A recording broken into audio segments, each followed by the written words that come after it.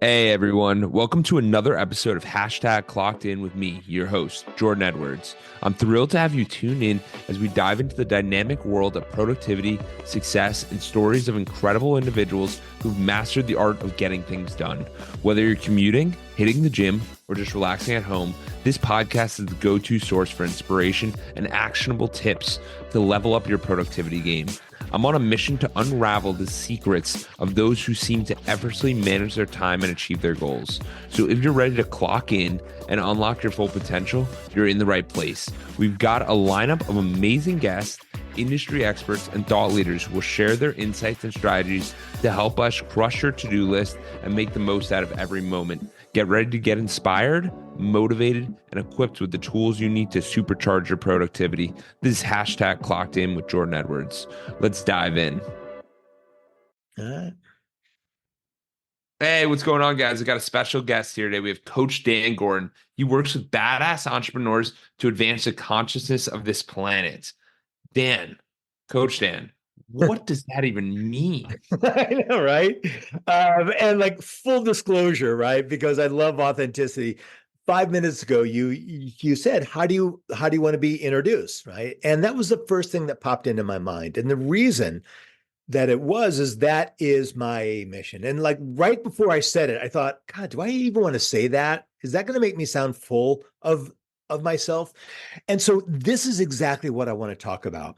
The thing that you don't want to do is the thing that you must do. All right. And now it's a little bit of a hairy, big ass suggestion, right? Because, well, I don't want to blindfold myself and walk across the highway, right? So should I do that? Like, well, no. But the thing that you don't want to do that won't cause you physical harm, do it, right? And so what consciousness is the understanding that you have millions of years of evolution that is preventing you from doing the things and taking the risk that you should be doing to grow and become the greatest version of yourself. Right? Yeah. So you're going to have a million reasons not to do something that's going to move you forward in life, in business, in love, in everything. And those reasons, those stories aren't going to sound like excuses. They're going to sound like perfectly reasonable reasons, but they're Yes. not. Yeah, I completely agree. I mean, because you start to realize it with the people you hang out with. So, like this Mm, past week, I told you I just went on a family vacation. yeah. Now we're here. So that means I spent a lot of time with my family, which means I got some of the mannerisms where it's like you look at something and they just use terms and words that I don't use every single day that aren't good or bad, but it gets your consciousness thinking differently when you're like, Mm, oh, is that a good thing or a bad thing? And like it might be around financials or it might be around the yeah. gym, it might be around whatever, but it puts us in this different state where it's like people might go to the gym and you might go 2 times a day and you're like, why are you going 2 times a day? You need Right. that, like enjoy yourself, take So, time off, yeah. right? And it's I love that, right? So like let me give you a classic example, all right? yeah, I can't afford it. Right now, yes, I can't afford it does not sound like a story, right? It doesn't sound like an excuse. You can point to your bank account in the 3D world and say, I cannot afford it. Like, look at the money that I have, look at the price of this thing. Makes sense. I can't afford it. But I can't afford it is a construct. It is an idea that was presented to you very early on in life. And it was yes, connected with reality, but it's not. So yeah, here's how this goes. You want something. You look at your bank account and you say, oh, I want it, but I can't afford it. Now you stop, right? Immediately you stop wanting it, right? You distract yourself, you go somewhere else, you think different thoughts, and you distract yourself from this thing that would enhance your life. So, what I can't afford it does is it stops you from going deeper and asking the more important question, which is how am I limiting myself? How are my beliefs limiting myself? How are my beliefs limiting my income in a way that is preventing me from having everything that I want? D- So, here's the answer double your prices, right?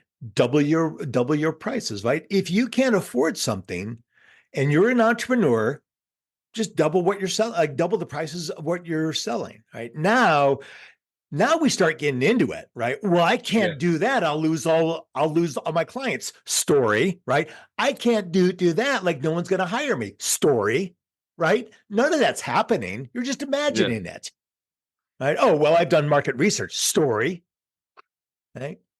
Your value, the thing that people will buy is based on what they think the value is. And what they think the value is what you create. Like look Yeah. at it. Look, I live in Los Angeles, right? I go down Rodeo Drive and I see handbags for $40,000, $100,000. Oh, why? Right? Yeah. Because those people, the people who sell those, who created those bags, have done a tremendous job of selling us on the idea that that's the value. You Yeah. can do the same thing. You who are listening can do the same thing. You want to afford something, double your prices. Now, when people give you pushback on the price, that's where you're going to learn about your limited thinking in what you believe your value is. That's consciousness. That's incredible. And the funny thing is, even if your price is originally, you're still probably getting pushback on the price. So you might as Yeah. well have a higher price so you could actually do more stuff with the pushback. Because I was actually talking to some clients about this, and I was Mhm. basically explaining that if you don't charge premium pricing, then you can't provide premium service. I They're love like, it. "What I do you love mean?" it. Yeah. I was like, everyone was like, "Oh, like you're taking the week off from because you're going on vacation." I'm like, "Yes, like the Wi-Fi is not there, so I'm gonna send everybody a gift for the coaching group." And they're like, "Well, how do you do that?" And I'm like, "Well, you get paid and then you send it out. Like that's how you do it." And I'm like, "If you don't charge enough, then you can't give them a good gift." Like that's Right. just what it Yeah. is. So I was like, "You have to realize these things because these are phantom costs, like made up costs. Because some people will just skip a week and it's like snooze you lose. Jordan took a Yeah. week off, and it's like, no, that's not fair. That's not No, what they're it's paying not. for it. That's not the Right. value provided. And So it's not your brand, right? It's like you, in everything that you do, Jordan, and you listening, in everything that you do, you're telling people a story about who you are, right? yeah, So, like, let's say you ask me to drive you to the airport, and on the way to pick you up, I get in a car accident, and I call you up and go, "Oh man, I am so sorry. I got in a car accident. I can't take it to the airport," right? Now, what I've done is I've told you a story that I'm going to let circumstances in my life, I'm going to let circumstances prevent me from following through on my word of getting you to the airport. So here's what I would do. I get into a car accident. First of all, not first of all, but just as a side note, later I'm going to ask myself, I wonder why I didn't want to pick up Jordan and take him to the airport because I create everything in my life. So I created that car accident for the purpose of growth and consciousness. And I'm going to learn something about myself. Okay, forget that for a moment, or we'll just put that to the side. Now, I still have a job, a responsibility to get your ass to the airport. So I'm going to grab my phone. I'm going to schedule an Uber, right? I'm going to yeah, get you picked up and I'm going to pay for it. And I'm going to call you up and say, hey, man, I just got into a car accident and Uber is on the way. Have a great flight, right? yeah, Boom. I just told you a completely different story about who I am than in the first scenario. Dan follows through. yes, yes. And there, where did this come from you? When did this transition happen in your life? Because I realize that there's so many people who allow circumstances to take over, but you're Yeah, running through that scenario, and I'm like, wait a second, he's right. Like I would have called, like I don't know that I would have called the Uber, but now I'm going to call the Uber because I say I'm going to do something, right. I'm going to do something. It's your brand. Absolutely. Yes, right. And when you make a commitment, that's your word. That's your bond. That's what you Yeah, have to do. Right. You don't say sorry, right? Like yeah, I have a rule in my company. I have a bunch of people that work for me. My employees, if they make a mistake, they can't say I'm sorry. What they have to do is they have to come up with a solution. They yeah, have to tell me how they created the circumstance, right? Create the solution, how they came up, or how they created the problem and what they learned from it. yeah. Then, if they want, they can say I'm sorry. But Yes, and I love Right. it creates a culture of not it's his fault or my fault or anyone's Yeah. fault. It's just, hey, this is what happened. This is how we're going to adjust, and this is how we're going to keep moving forward. And it's too easy, right? It's too easy to say I'm sorry. And it's a stupid, socially acceptable coupon for nothing, right? Oh, Yeah. I'm sorry. Like, here, let me dump my problem on you, right? You were relying on me to get you to the airport. Now I got a problem. And here, I'm going to dump it on you, you know? Yeah. That's like, what kind of person do you want to be? Yeah. And I think that's super beneficial because I actually have clients that they might be like a minute late and they're like, I'm sorry. And it's like, don't say that. Like, even if Yeah. you're a minute late, like, just let me know that you're going to be a couple minutes late, like 2 minutes before. Just say, hey, I'm going to be two Yeah. minutes late. That's fine. Don't just be late and then say sorry because then it gives all the power. Instead, you could say something like, thanks for your patience. Like, where it changes the whole social construct because when you say sorry, it's just handing over your power and it's like, don't do that. Yeah. Like, you got, When, you got, when I used to you got to do, stay in control. when I used to do in person networking, meet at diner, coffee shop, whatever. And hey, I would do my best to get there at the time or earlier than I promised. Sometimes there were situations that happened and, all for my learning. But what I did is I always kept a stack of Starbucks cards in my bag. All right. So if I'm a minute late, and it doesn't matter how late I am, I broke my word. I say I'm going to be there at noon. I'm there at 12:01. Am I there at noon? No, I lied. Right.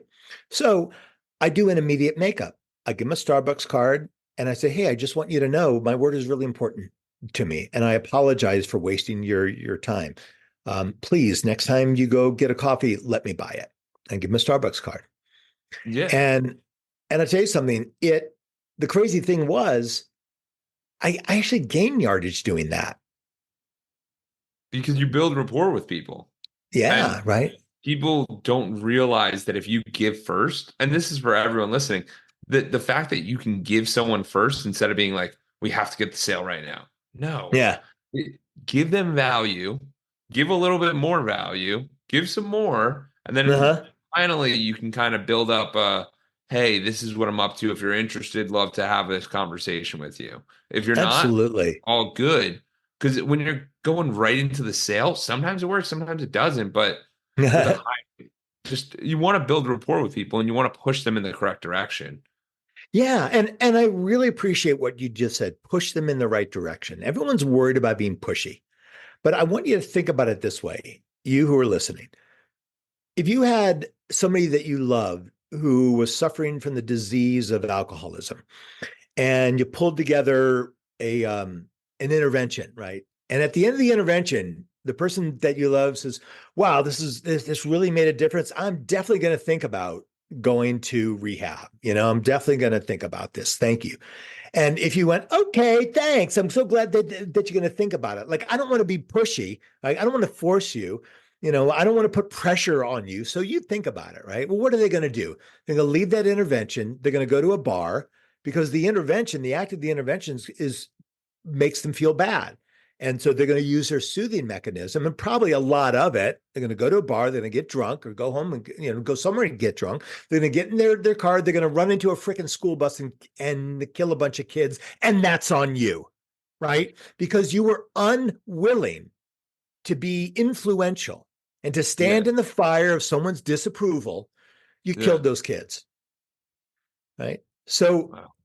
that's what's important. And when I'm selling, look, not everything is an alcoholic intervention, but when I'm talking to people about coaching, I'm not pressuring them and saying, you got to coach with me. You have to like, you have to invest in yourself. Like, that's a bunch of crap. But what I do talk to them about is what they want and how they're Yeah. going to get it and who in their life is committed to making sure that they get it. Yeah. And if they don't coach with me, what are they going to do to get it? Yeah. Right. And So it's I'm, not, yeah, yeah, go ahead. Go it's ahead. this major idea of like, not if we do this or don't do this, but it's like, if we don't do this, what will change in your life? Right.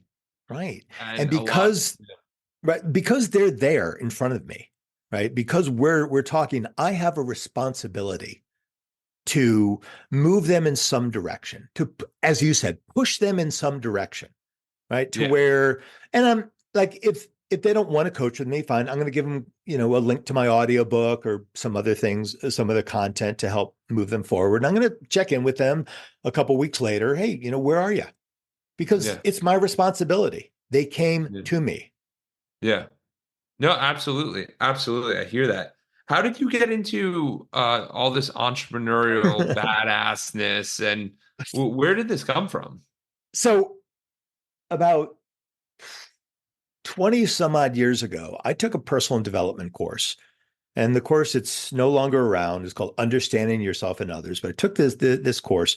Nothing was working in my life. And a friend of mine, talk about love, a friend of mine took 3 years to enroll me in this course. She was just Wow. kept hammering me. You got to, and then I broke up with someone. I was just miserable. And I thought, well, something's got to change. So I take this course, this 3-day, really intensive course. And the second day of the course is 40 people in there. I'm up in front of the room and working with the instructor and I started complaining about my dad. Like that was my big story in my life, how my dad abused me. And yeah, I mean, he was a mean guy. He was super mean, right? But I had this big story that I told everybody.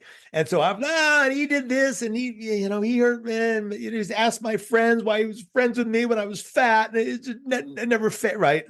And the instructor, he lets me just kind of get done with vomiting out my story. And he goes, okay, what are you going to do now? What are you going to do now?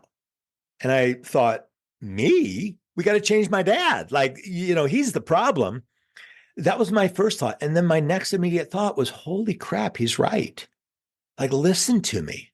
Know what I sound like? My dad. Like, that was his game, blaming everybody else. Like, wow, I picked it up. And I just looked at him and I said, I don't know. And so we started down this road that day of how I create the crap I don't like in my life. I eventually became an instructor of this course, flew around the country and in Europe teaching these intensive seminars, um, moved to LA, made some movies because that's what you have to do here when you move here. Got into personal development here, started a But marketing company, and yeah, yeah, no, the reason I ask that is because I think it's so powerful, that questioning of, because I know every single day we deal with someone complaining to us yeah, every right, single day. So if you ask that question and have that wording of like, what are we going to do now? yeah, Like, what's going to change? Because it puts the lens back on them and it allows them to open up their perspective to really go, wait, you're telling me even though I had a bad circumstance, I had negative this, negative that, it's yeah, still me? It's still my yes, fault? yeah. How Hey, could look, that be? if you're over 32 and you're still blaming your parents, you got a problem. All right. I give you till 32, right? 32 to get your shit together. But if you're over 32 and you're still blaming your parents, you're the one with the problem. I don't care if they're still doing their crap. They're going to do what they're going to do or blaming anybody. It's Yeah. up to you. I was at a leadership workshop. It was a super intense workshop. Like I hated it for 2 days and then I loved it. But I was um they gave us these books to take notes and I don't like writing things. I like taking notes on my phone. It backs up to the cloud, right? Yeah. And so I'm taking notes and in the middle of the course this one guy turns to me, starts screaming at me. He goes, "You are distracting me with your phone." Like, I'm trying to concentrate and all I see is you screwing around with your phone. Like you are ruining this for me. Yeah. And and now I could have said, "Hey, don't tell me what to do. You got no right?" But I Yeah. just Yeah. Yeah. stopped and I paused and I looked at him and I said, "I'm just not that powerful."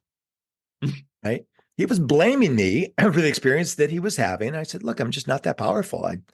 I'm not, I didn't say this, but the point is, I'm not upsetting you. You're upsetting yourself." Yeah.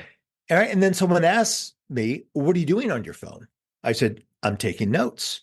And she said, "Well, why don't you take notes in the book?" I said, "I prefer to take them on my phone." Yeah. Right. So I was just responding to what people were saying. They were inviting me, they were baiting me to get into an argument with them, but I wouldn't do it. Right. Yeah. Because my serenity is my responsibility. right? Yes. Not someone else's. And what was so cool, man, later in the course, the same guy said, "You were really pissing me off." And I said, "Why are you giving me so much power? Like, why are you doing this?" And he stopped and he said, "I don't know." And it was a really cool, like, that's consciousness right there. Yeah. And I just turned to him, I said, "Thank you. Like, thank you for saying that. Like, I see the gears turning." And Yeah, this dude. is right. This is my life, man. This is how I just broke my chair. That's awesome. Like, this is totally my life, right? I, there has been so many situations where people have blamed me for the things that's going on for them just because I'm standing in my truth. And I look at the greats, right? Martin Luther King, like Martin Luther King's never said, "I have been shamed and blamed and I've Yeah. been disrespected and it hurts and people have got to turn it around." Like, he never said that, man. He was badass. He took full responsibility for everything in his life and he just focused on his mission, right? Yeah. He never sat in this victim space of, look at all these things that are being done to me. Like, Yeah. that's cool. Yeah. And nowadays, people are incentivized to be victims. I And it's know, right? and it's just not the thing to do. And what it really is, it comes down to is really facing our fears and facing our fear of rejections and really Yeah. overcoming all that.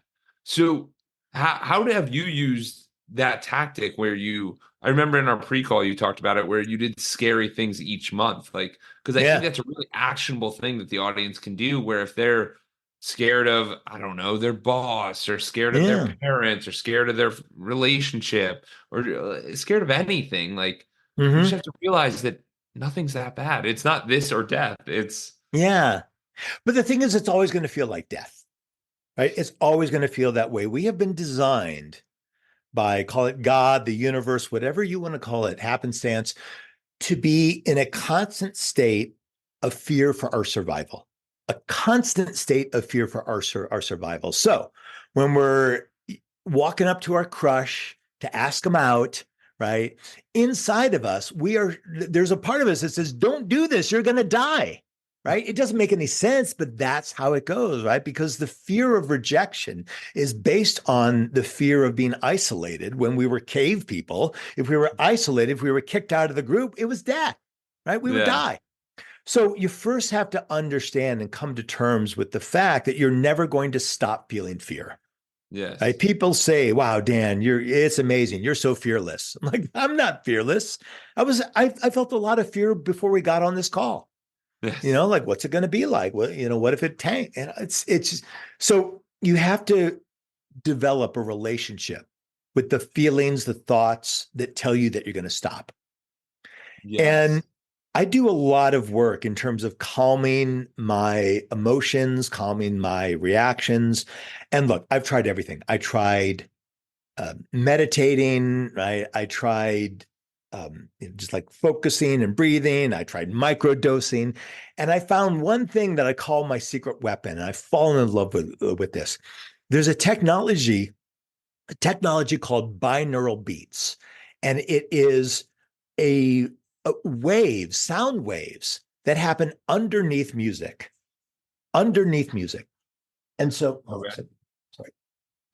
And so, what happens underneath this music are audio waveforms that affect your brain, and your brain gets attached to them. So I found this one company called Nucalm, Nucalm. okay. And these people have worked with over 50 professional sports teams, the Department of Oh wow, Defense, Special Forces, Navy SEALs, like people with a lot more stress than you and I, right? And you listening. And these different organizations have used this because it improves your sleep, which is like the number one thing that most entrepreneurs need. It enhances your focus, and most importantly, it reduces your stress. So I yeah, started using this. It's an app on your phone. It just sounds like music. It doesn't sound like anything else. And it has done all of these things. So I called up this company. I'm like, "I love this. I've got to get into this. Like, I want to help spread yes, the word." So they gave me a free trial to give to other people. And to get it, just text the word calm, CALM, to this number, 213-409-8366. 213-409-8366 and text the word calm, CALM, 213-409-8366. And you'll get a link to get a free trial of this. So the reason that I love this is that you can't do it on your own. You can't just say, I'm not going to be afraid. You can't just say, I'm going to work through my stress. You need help. And this is the best tool I have found. It is so easy. I use it every night to get deeper sleep. I use it every morning to enhance my focus. I use it throughout the day when I'm getting frustrated to bring me back. So really encourage everybody. No, I. Yeah. You go. So okay. So all that said, the question was, how do you manage this, right? How do you manage this? So that's step one. Step two is to understand that it's going to take you a while to get good at anything. Right. So when I first started selling, being in sales, I would hyperventilate before and after every sales meeting, sometimes during the sales meeting, right? And the thing that I would do is I would take a deep dive and think, okay, what is going on? Like, what are the beliefs that I'm supercharging right now that are causing these feelings? All right.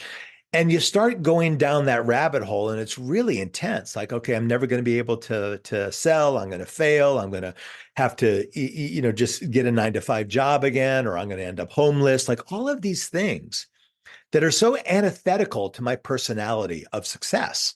Right? But I was believing that they would happen. So you have to really develop this relationship and understanding with this part of you that's telling you stories that aren't true.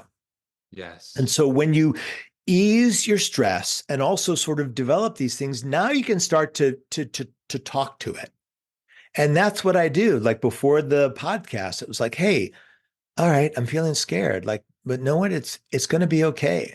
Like I've already met Jordan. He's a cool guy. We've already asked. So I think it'll be fine. And even if it tanks, I'm still going to be fine. Like my ship will always right itself. Yeah. What I really agree with the fact that there are a ton of tools to get there. It might be binaural beats. It might be breath work in the morning. It might be anything. And the other one we were talking about that was massive, in my opinion, is the number of reps. People have no idea how many reps it takes to actually get good at something. So, right? Yeah. So we sit there and it's like, wow, like you did incredible in that. Like my fiance was trying to be like, Jordan, you did incredible in that podcast. Like I did one earlier this morning and they're like, that was incredible. And I'm like, she's like, it's so easy for you. I'm like, Madison, I've done 170 of them. Like, right. not saying I it's know. good, but it's just like, you've done a lot. Like, Yeah. and what about the ones that you do and like, maybe it doesn't go well? Sure, you learn from those. But either way, it's just, hey, we got to realize that if someone's better at something than you, we always try to relate it down to sports, I feel like, because that's as kids, everyone grows up and they're like, it's sports. Yeah. Yes, some people are genetically more gifted. In entrepreneurship, some people are genetically more gifted, but a majority of it is skill set and doing enough reps to be like, okay, I've gotten rejected 100 times today. Mm-hmm. This is fantastic. We have to be getting closer. Right. Yeah. And that's the thing. You never know when it's going to hit, right? You can never be certain when things are going to start turning around.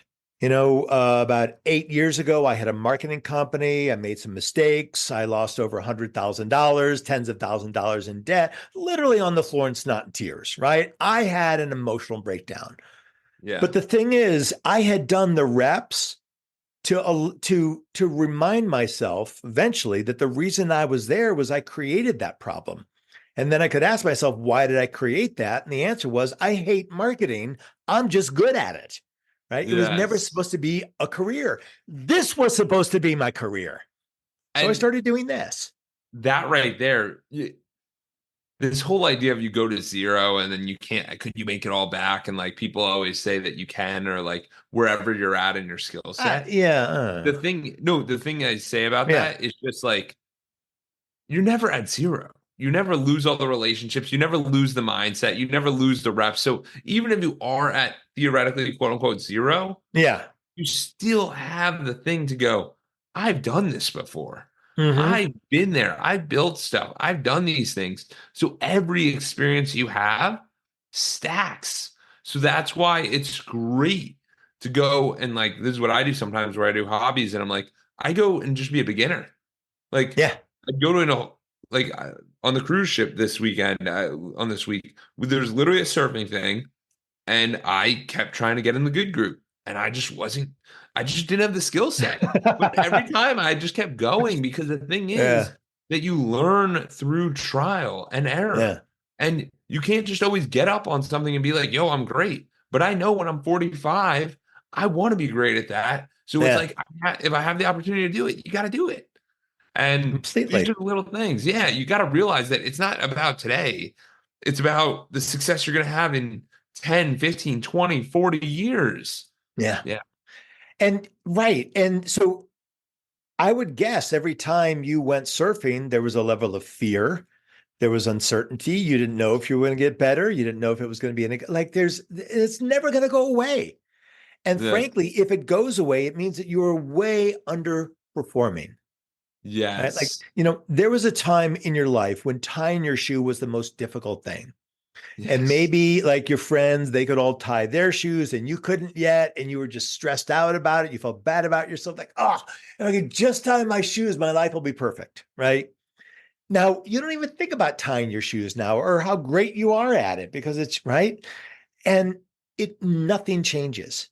And if you're living your life correctly, you're always putting like you're lifting the bar and then you're putting another uh weight on it, right? You're making it heavier. Yeah. Doing it, you're making it heavier, right? I, and that brings up such a good point because life is skill acquisition.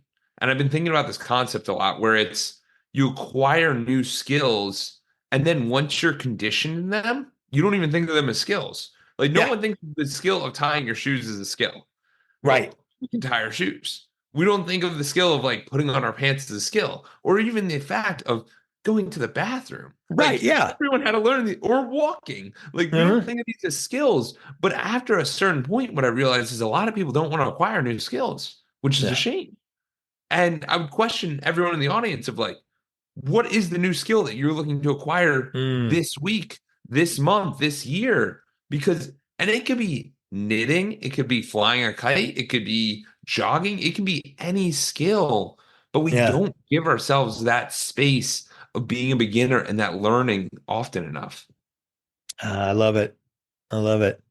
And look, I want to make an offer to your audience, and that is that it's very clear that the people listening to you are badass entrepreneurs. Like they wouldn't be into this conversation. You who are listening right now, you wouldn't have listened this far into it with all the things that we're talking about. If you weren't badass, you just say, "Oh, that's a bunch of crap. I don't believe in it." So I want to make you an offer that you can't refuse. I want to give you 15 minutes of my time, and I mean it, like 15 minutes of my time. Not to sell you, not to close you, not to make you a client, but give you 15 minutes to help you become the best version of yourself. And and I mean it. Like I know people get really averse to talking with me. Like he's a sales coach. He's going to try to sell me something. Like, no, I'm going to help you first. If you're interested in coaching with me, we can have that that conversation at another time, but we won't have it in that 15 minutes. My promise. And so if you want to book a call with me, you just text the word help because you're asking for help to that same number, 213-409-8366. 213-409-8366. Text the word help and you'll get a link to book a call with me. And let's talk for 15 minutes about what you're struggling with, what you want, and I'll give you some ideas about how you can get there. Absolutely. And Dan is a values first kind of guy. Like when I was asking, I always ask everyone in my audience, I'm like, hey, like everyone who comes on the podcast, I ask them, I'm like, hey, before you come on the podcast, like what is the most important thing to you? Some people are like, I want to promote this, I want to promote that, I want to do whatever. Dan is like, I don't even want to tell anyone I'm a coach. I just want to provide value. Like And so that's why I know these things he's doing are good. And I'd recommend you check them out because there might be a value there. Even if it's just a quick conversation, you never Yeah. know what you're going to learn or what you're going to take away from these different things. And I know Dan's one of these guys who's reciprocity everywhere. We know if we flower 1,000 seeds, we'll get 100 flowers. Like Yep. it's Yeah. not that every person give and take, but it's more of a helping out everyone, and then you see where that lands you. Yeah. And that's it, man. I mean, I have never sold anybody anything. I've just provided so much value that the people who have a vision of their greatest selves say yes, right? Yeah, They have the vision of their greatest selves, not how much money they can make, but how they can exist as their most awesome, highest vision of who they can be in the world. Because, absolutely. yeah, I mean, Yeah, you can always make more money, right? But and that's the thing, when people talk to me and they say, well, I want to make $1 million. I'm like, okay, but who do you want to be as a millionaire? Like, how do you want that? Like, okay, let's say I get you $1 million. Are you just, is that it? Now you're happy? Now everything's perfect? Like, well, no. Like, okay, great. Well, then who do you want to be with $1 million? Like, well, and they'll say, well, I want to, donate and help people. Like, why aren't you doing that now? Well, I need the money. Like, well, when you have $1 million, you're just going to up your lifestyle anyway. It's not going to feel any different. You're still going to say, I don't have enough money. And frankly, yes, $1 million isn't that much money. I have $1 million. It's not that much money. It yeah, really isn't. It doesn't change anything. and a lot of we don't real, and that's the toughest part is that we put so much emphasis on this money chasing. But Yeah. it's like we were talking about before. It's the skill acquisition, it's the value acquisition, it's the incredible memories you make with your family, it's the incredible memories you make with your friends, it's the spiritual trips that you can go on, it's the fact that you can go to a men's retreat or whatever you want to Yeah. do. And it's that ability of saying yes and opening up your life because there's so much scarcity mindset for Hmm. so long for a lot of people that they never realize the abundance the world really has. Yeah. And it really comes down to, I mean, it's exactly what you're saying, Jordan. Exactly. And it comes down to how much discomfort are you willing to endure to get what you want? Yeah. I've gone to all these different speaking events. I've gone to these different multi-level marketing events because I like seeing how people sell. And the thing that I hate is when they say things like, I want you to imagine taking your entire family on an all expenses paid trip and you're paying for it. Like, wouldn't you love that? And yeah, that's great. That's a beautiful vision. And then like, so sign up, right? But what they're not saying is, okay, great that you want that. Before you get there, let's talk about how much discomfort you're willing to endure to get there, right? Yeah. Because it's not just going to happen, right? You're going to have to learn a lot of things. You're going to have to, as you say, Jordan, do the reps, right? You're going to have to step into new ways of being. That part of you that wants to keep you safe is going to tell you not to do it. So you better make sure that you're willing to be uncomfortable before you sign up for anything. And the funniest thing about that is that when I think about that, where it's like, oh, sign up, that's like signing up for a marathon. You don't Yeah. realize the journey you're about to go on, where it's like, we got to run 2 miles, we got to run 20 miles, we got to run Yeah. 15 miles. And you're doing all of these things because the journey's so much longer than the 7 days that you went on vacation with your family. It's the Yeah. 3+ years that you were grinding to even conceptually imagine that idea. And people always want this to be super quickly, and you have to realize that you have to embrace the journey. So it's Mm. about creating a journey that you really love and not just a destination that's amazing, but a journey you really love. That's how I like to think about it, at least. I know what's funny too is that if you're that person who has created that situation for your family to go on an all expenses paid trip, you're going to be the person least on vacation, right? Because the life that you have created in order to do that is a life that needs to be managed. And you're going to be managing that life. They've taken time off of their 9 to 5 job. But if you're a badass entrepreneur, it's not like you're working all the time, but what you're creating or what you have created is always a part of you. It's like a kid, right? You never stop Yeah. being a parent, right? You never stop being a business owner, even when you're on Yeah. vacation. I'm always thinking about what's the next thing I can create, especially when I'm in my downtime, because my mind is a lot more open. Yeah. So don't kid yourself, right?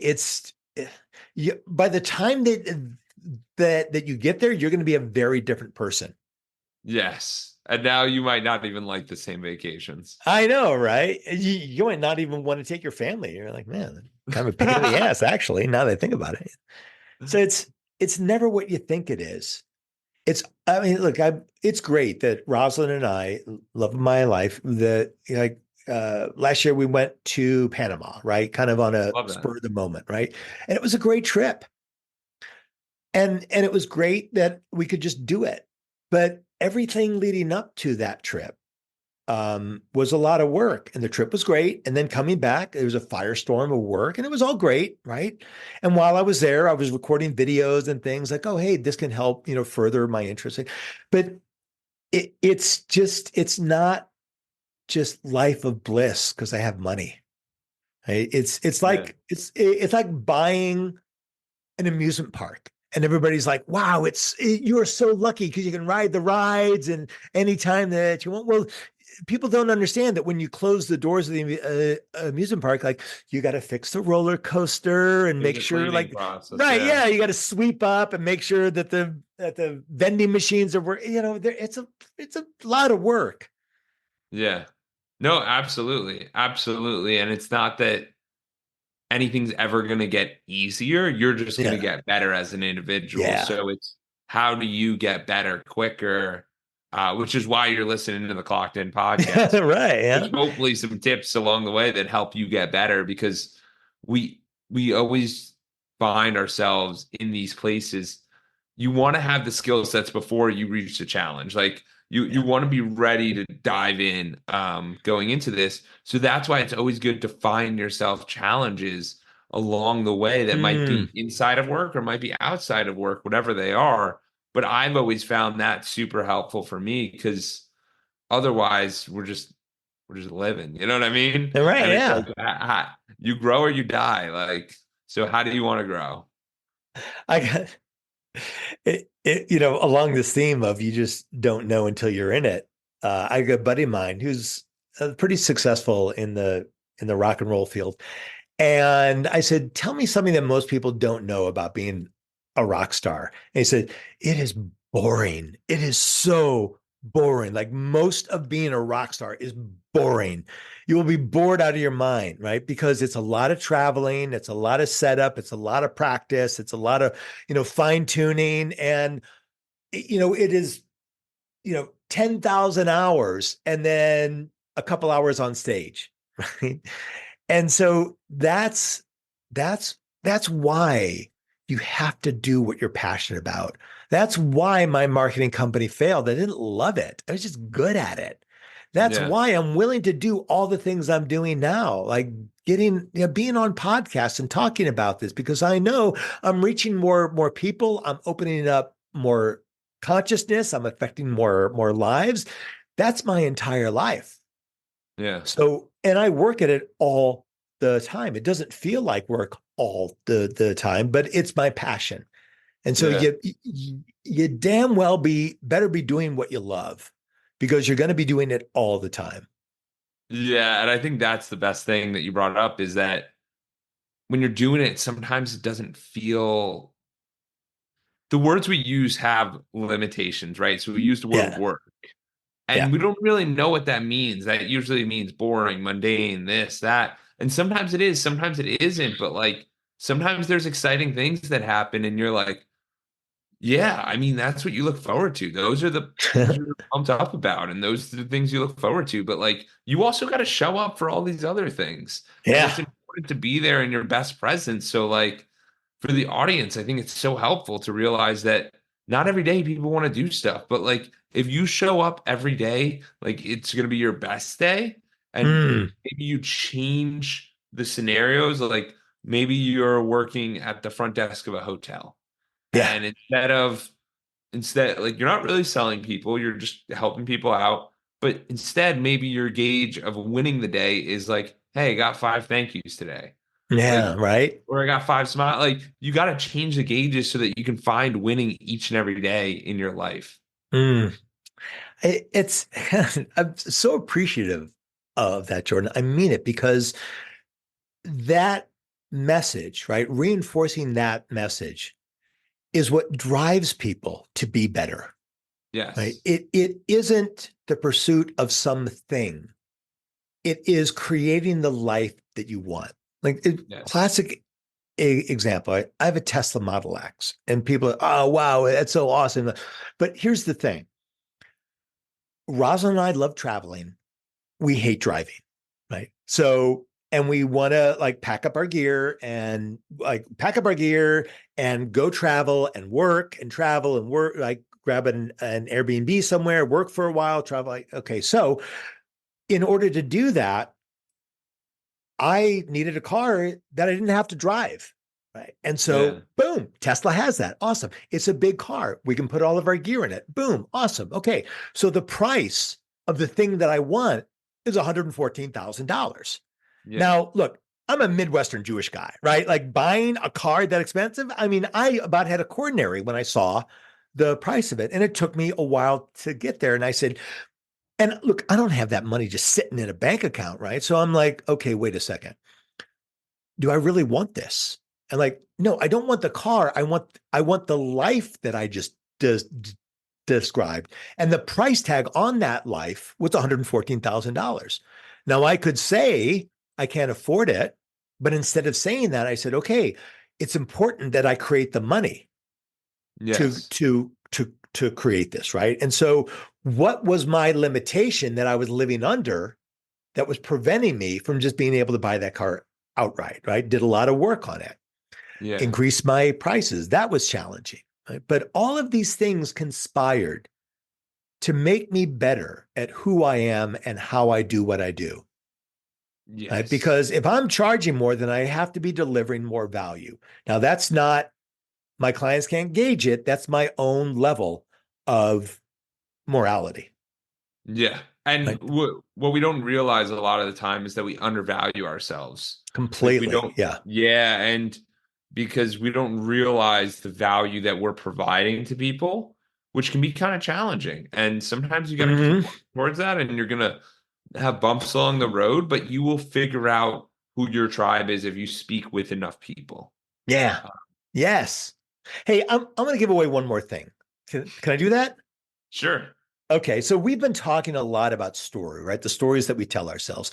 When I was recovering from the loss of my business and having to eradicate my stories, I wrote a book called Jumping the Gap, Kill Your Story and Take Action, right? Because it was the stories that was preventing me from being who I am. And so to get that book, and it's a really short book, easy read, really fun, just text the word GAP, GAP, same number, 213-409-8366. And by the way, with all of these things, you're not going to go into some funnel. You're not going to be, okay, here's your free book. Now buy this stupid thing. It's none of that. You just get it, right? In the three things I've mentioned, GAP, GAP, 213-409-8366, CALM, CALM, same number.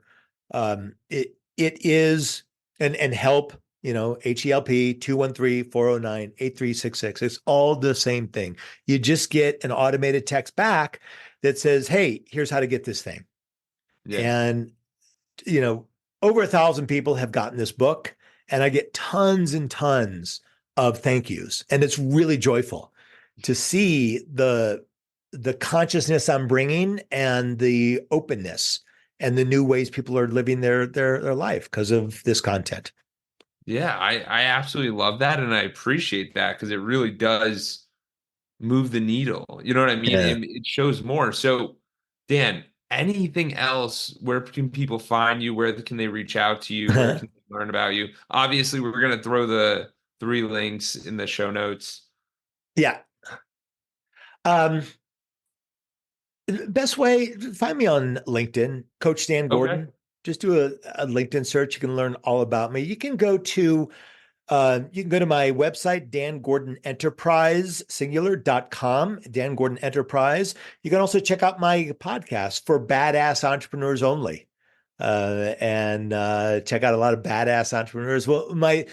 Check out my favorite one. I interviewed Richard Branson's business partner, the guy that started Virgin Records with him. Oh, Really cool wow. guy. Yeah, yeah. Have I invited you on that yet, Jordan?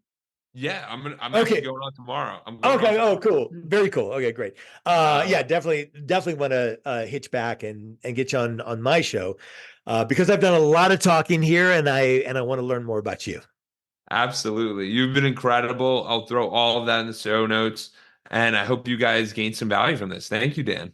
Thank you, Jordan. Thank you for all that you do, and thank you who are listening right now, because you hung in there. You're working hard. You're you're out to make a difference and inspire people to their own level of greatness by doing the same. So thank you, thank you, thank you. Yes. Thank you for reaching the end of the podcast. For that, we'll give you a complimentary coaching session in the link below with Edwards Consulting. Hope to see you there and have a great day and keep clocking in.